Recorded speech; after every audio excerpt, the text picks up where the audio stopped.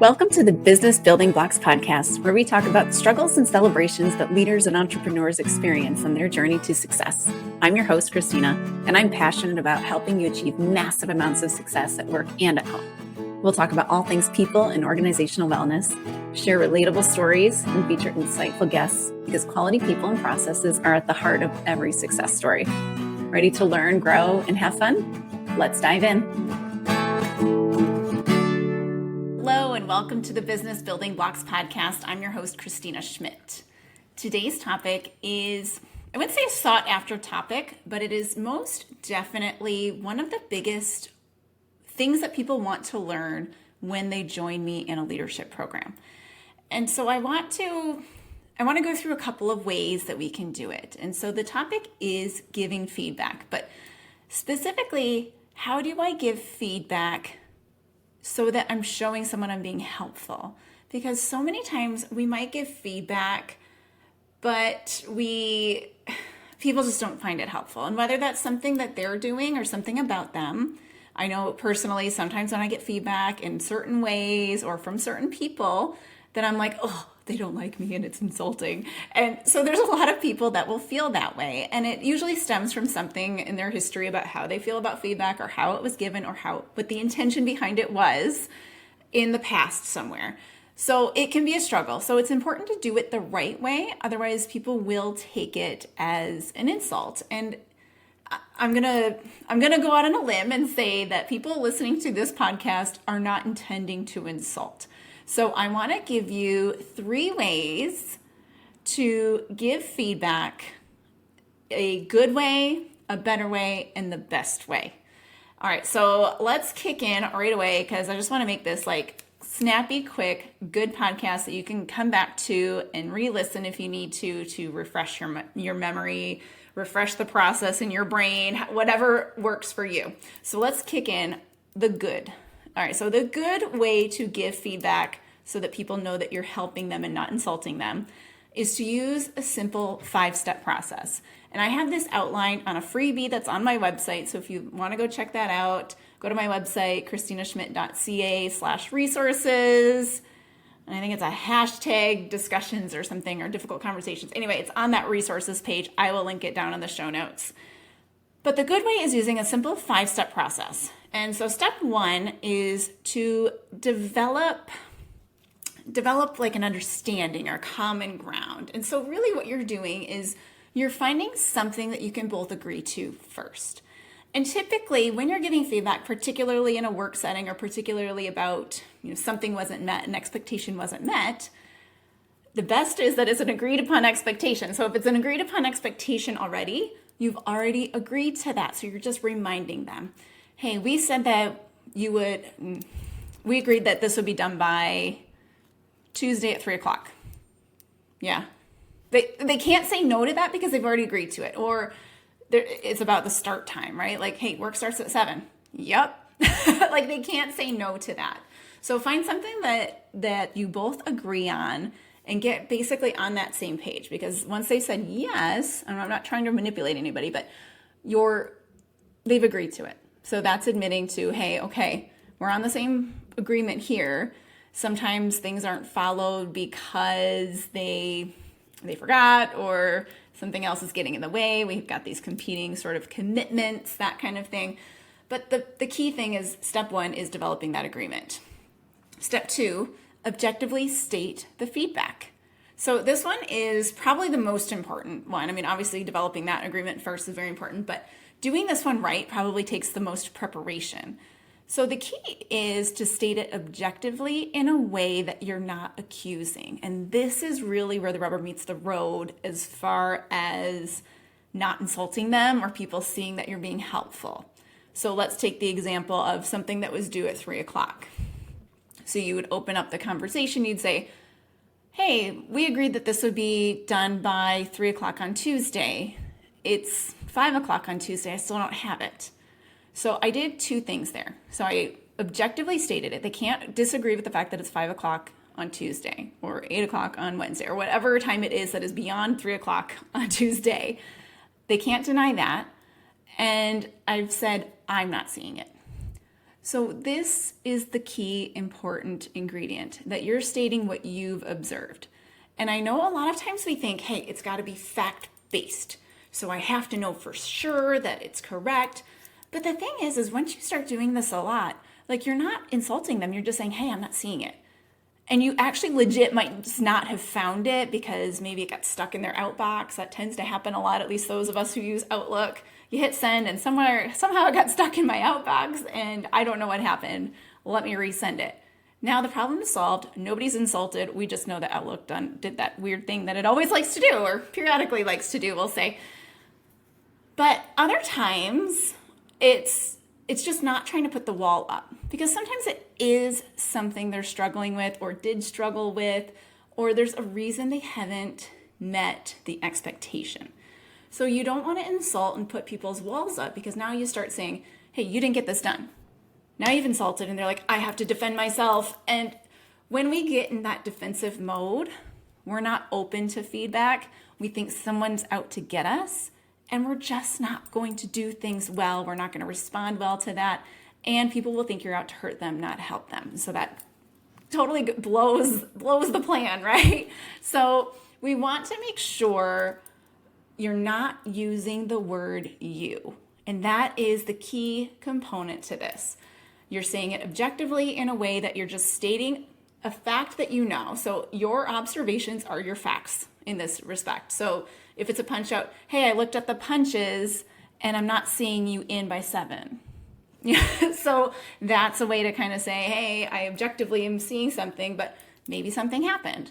And that leads us to the third step, which is, hey, can you help me out? Can you tell me what happened? So the words are, just tell me about it, essentially. You want them to now tell you what happened. Now, if you've accused and you said you, and you say this, you will get a defensive, I didn't know, I didn't do it, you didn't help me, you'll get more defensiveness. If you legit stated the expectation that we agreed to and you said, hey, I'm just not seeing it. You're not accusing, you're just saying this is where I'm at. And they say, oh, you know what, I sent that. You didn't get it? And then you can go and they can look in their thing and they say, oh, it was the Outlook thing again. To give you a real life example of how this actually worked for a client of mine. So they are a group of people that work, some people on site, some people off site. So they are using VPNs, they've got that kind of connection, and they're designing things. So they're into, Unigraphics or something like that, where they're in designing things. So there were several instances where they were supposed to have fixed a dimension and they were finding at the plant that it wasn't happening. And so they could have gone, hey, we asked you to fix this, but you didn't do it. Could have gone at it like that, at which point the person says, I did. I don't know what you're talking about. I don't know. And then now they're frustrated.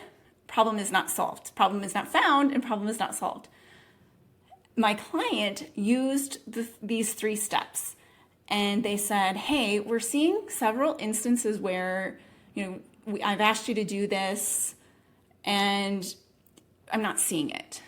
I'm coming back and again, and it's still the old dimension. And he said, you know what? I just swear I'm doing this. Sometimes when I'm submitting it, it kind of shuts down. So maybe it's not saving.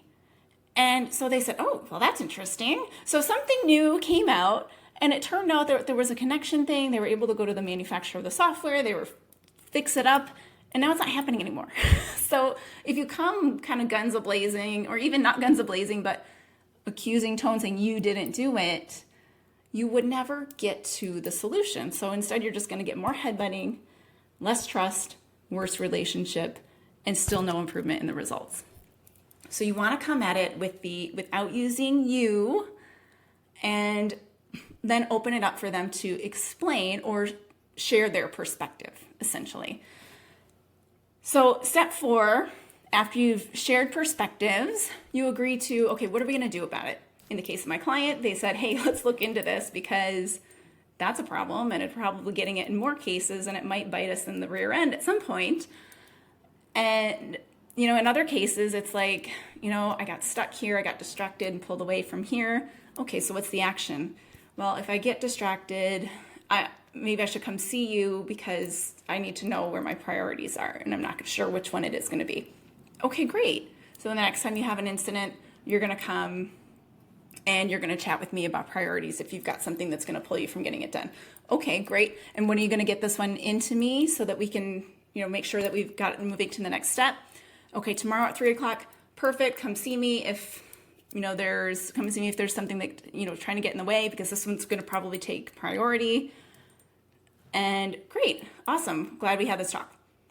So that's step 5. Kind of wrap it up, agree to what the follow-up might be, and you're done. So simple 5 steps. So just to review them quickly, get some kind of agree to an agreement. So state the agreement objectively without the word you. State what the problem was. 3rd step, let them tell you what their side of the story is. 4th step, agree to an action. 5th step, agree to follow up and kind of say, go get them, some encouragement level, right? So cheer them on a bit. And that's it. So that's the good way to do it. So really good. I've got that process you can follow. It's even got some mindset preparation stuff that I'll get into next. And very effective, very helpful, especially when you're just starting to get better at it. I know I used a process like this when I was in leadership because I kind of come from a long family that doesn't like to give feedback. So I find it very hard. So I don't give feedback. And then when I do, I go, blah, blah, blah, blah, and I give really bad feedback. So using a process like this helps me structure my thought and make sure I do it a little bit more often. All right, so that was the good. The better is doing all those things, but adding empathy in there. All right, so where does empathy come in? Empathy comes in typically on the front end. So it's part of developing your mindset around step 1. So empathy can look like, okay, I'm going to, some of the good ways to do it. I'm going to think of this most generous interpretation. So I'm going to think, okay, they didn't get the thing to me by 3:00. You know what? Maybe they got distracted. Maybe they did get pulled away. And so I'm going to come in with a mindset. I'm not going to say what I think it is, because now you're kind of laying up an excuse and you're kind of pigeonholing them into something because maybe they don't want to disagree with you. So don't say it, but get it in your brain so that you've got some kind of empathy. You're not coming in like really annoyed and very angry at it. You're coming in with, okay, something's happened. I know they didn't do it on purpose. I know they didn't miss this expectation on purpose. Something's gone wrong. Let's go hear what it is. So I'm able to come at it with curiosity instead of accusation. And so same 5-step process, but I've added empathy. And so this is the better way. Now, another way you can develop empathy is understanding and knowing the working geniuses of your team. And the way that this helps is that it can help us think through what might actually be getting in the way, because we all have to do work in our frustrations and competencies. And those are probably the areas where we're going to be getting more feedback because we avoid it. We're slower at it than some people. We might actually need help on it. We struggle to focus on it. Like all these things happen when we're trying to work in our frustrations. So that's probably going to be where it's at. So just to give another example of where I saw this come through with a different client is, so they were having this great person who was super helpful and, they were always wanting to help, always wanting to kind of jump in, but they weren't finishing things. And so they would, it'd say, hey, you're going to get this done. Yeah. But then somebody else would come along and they get distracted and they go and like create something new and do this exciting thing. So when you think about what their geniuses are and what they might be, my guess, and I don't know because we didn't do it with this person, but my guess is that it's invention and enablement. They want to help and they can't say no because they really, really want to help, and they love to create something new. They probably have, if you use Kolbe or something else, a quick start but what it is that their finishing is not their strength. It's not their genius. So what you're saying is now you've developed empathy because you're like, hey, I'm asking them to operate outside their genius. They need to, and we have to hone in on that, but I'm asking them to operate outside their genius, so I'm going to need to support them more. As their manager, I'm going to need to help them. So you can come in and say, hey, I love that you're helping people. I do. However, we need to get this thing finished, or these 3 things finished. I can see, I know from your Working Geniuses you love to invent, but how can I support? And so you're just kind of adding that little level in, and maybe it's part of the discussion, but you're adding that extra ingredient. You're showing, hey, I understand this is hard for you. How can I better support you during this? Do you need me to come see you more often when you're doing these tasks, or at the end of a project? Do I need to come hang out more? Like, what does that look like? And one thing I want to say before I get off this one, this is not a poop sandwich. Okay, so what I mean by that is there is a formerly popularized way of giving feedback, which is tell them something good, tell them something bad, tell them something good. That is not effective because now you're distracting it. You're muddying the waters. What you're trying to do is tell them the thing that didn't work and figure out how to make it work. That's what you're trying to do when you're giving feedback because you're trying to be helpful. So when we sandwich it between 2 things that they are doing well, it's like, was that a compliment or a criticism? And now they're just confused. So it's not a helpful way to give feedback. However, some people like to try to do it that way. But what you're doing is you're developing empathy. So you're saying, I understand it's hard and we still need to do it. So you develop the empathy, but you're also helping to move it forward. So I'm not sandwiching it in with something they're doing well. I am understanding that this thing is hard. So difference there. All right. And the third way, this is the best way to give feedback so that people know you're being helpful. And this is very simple, but very not simple at the same time, but it's you have trust. So I did a whole podcast series on trust and empathy and why they're important, how to build them. So go back and listen to those 2 things for these, better and best ways. But when you have trust, you can give feedback however you want because somebody knows they trust you and they know you're coming at it from the best possible way. I would still highly recommend using the 5-step process, using empathy, but when you have trust, if you mess it up, you're not going to mess up the relationship. And even when you do a bit of an accusatory, people are like, oh, they have empathy for you because they trust you and they say, ooh, something's going on with them. Yeah, I hear what you're saying. Maybe say it better next time, but I hear what you're saying, so I'm going to go do this with it. So because you've built a strong relationship, because you've spent the time getting to know the person, understanding their geniuses, understanding where they struggle, understanding maybe where they're at personally, that something is harder for them because of something else going on in their lives. You've built that trust and empathy. And now anything that might feel like conflict, which sometimes feedback does for people, it's okay because you have the strength in the relationship. So the best way to do feedback is to have a trusting, safe space for people to be in because they know that the feedback is genuine. It's to help them, it's to help the company, it's to help the team, and everybody's on that same page. So good, better, and best ways to give feedback. I would love some feedback from you as to whether this was helpful. But on that note, I have 2 things I want to share with you. So the first one is regarding feedback. So I have a little contest that I'm going to do, and I want to do something for the podcast listeners. So because I'm constantly talking about Working Genius, I want to give you a better understanding of it. So what I'm going to be giving away is a free assessment as well as a free feedback session with me on my podcast. So I'm going to say live on the podcast, but we're live recording on the podcast. So this will, number one, gives people a great way to understand. So it'll give all the listeners a great way to understand what that looks like to get a Working Genius feedback session.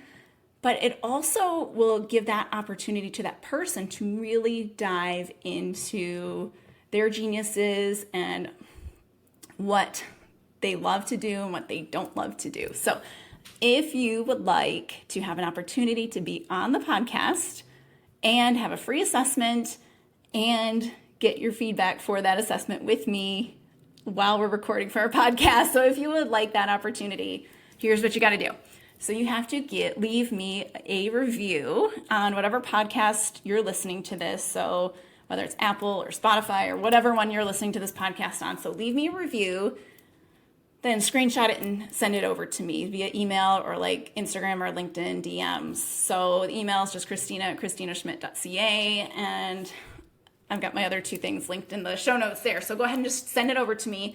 Or if you're watching this on YouTube, just leave a comment. Leave a comment for, hey, this was super helpful. I love the podcast, blah, blah, blah, whatever it is. Leave me a review in the comment. And so that's the easier way to enter. So if that's something that you're interested in, the deadline for that is going to be October 20th, because on the 21st, I'm going to assemble all of those together, use like a random generator, and have a random generator pick that person for me. So if you want that opportunity, once again, leave a review, screenshot it, and send it to me, and you'll be entered. Easy peasy, and you get the free assessment, and you get to be a guest on my podcast. So super exciting. Second thing, Thrive is coming up at the end of October. So if you would like to understand how to really do the best level of feedback, because you've built the safe space, you've built the trust in the relationships, people know where you're going because you've got great expectations set. If you would like to be part of that, then hop onto my website, ChristinaSchmidt.ca/thrive, and you can learn more about that. You can book to be in the course right there on there. Or if you've got more than one people, then just reach out, book a 30-minute meeting with me, and we'll just chat about it a bit. See if it makes sense for you or your company. So if you would like to know more about that, just go to my website, check it out. And I hope to see you on there. So we start October 29th for Thrive. And the deadline to register for that is going to be the 21st as well, to make sure we can get you the books. So lots of stuff happening on the 20th and 21st. So hop onto my website, leave a review for the podcast, subscribe if you haven't already, and please share the podcast and information about Thrive with a friend. And I will see you next time on the next episode of the Business Building Blocks podcast. Thank you for listening to the Business Building Blocks podcast, where we talk about all things people and organizational wellness, because quality people and processes are at the heart of every successful business. If you enjoyed today's episode, please be sure to hit the subscribe button so you know when new episodes are released. You can also follow me on Instagram at ChristinaSchmidt.ca, where I share real-life tips to help in your leadership and life journey. To get one-on-one and team support with your leadership development, book a discovery call on my website at ChristinaSchmidt.ca. Thanks again for listening, and we'll see you in the next episode.